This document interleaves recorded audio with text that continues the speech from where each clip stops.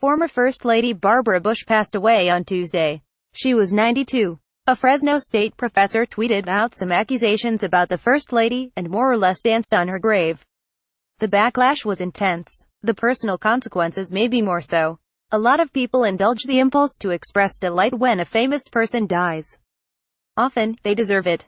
But most people agree that Barbara Bush's death does not need to be celebrated. Professor Rhonda Girard, however, is not most people.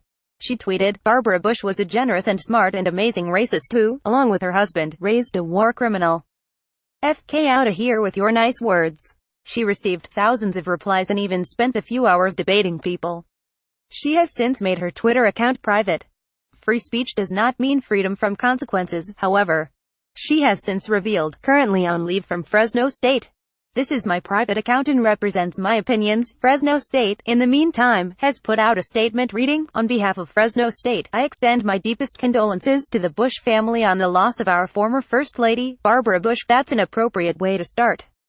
"We share the deep concerns expressed by others over the personal comments made today by Professor Rhonda Girard, a professor in the English department at Fresno State. They emphasize something that is very important, however. Her statements were made as a private citizen, not as a representative of Fresno State. That won't prevent certain anti-education opportunists from trying to frame her as a typical university elite, or whatever." Professor Girard's expressed personal views and commentary are obviously contrary to the core values of our university, which include respect and empathy for individuals with divergent points of view, and a sincere commitment to mutual understanding and progress. It's difficult to prove that Barbara Bush was or was not a racist, so let's look at the other accusation leveled against her, regarding who one of her sons grew up to be. Was the U.S. invasion of Iraq perpetrated under pretenses that were later revealed to be false, deceiving the international community and the American public? Yes. Did the Bush administration commit acts that many consider to be war crimes during that extended conflict and during the global war on terror, including torturing enemy soldiers and also some people who were found to be innocent? Also yes. But while he may have had the literacy level of a child, George W. Bush was a grown man. Like, in his 50s.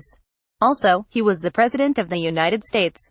And while it's unlikely that he'll ever be held accountable, unless you believe in hell, for the atrocities committed during his presidency, that doesn't mean that we shift the blame to his mom.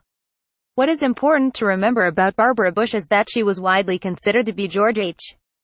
W. Bush's better half. For example, she supported the Equal Rights Amendment and was vocally pro-choice, unlike most of the Republican establishment in recent decades.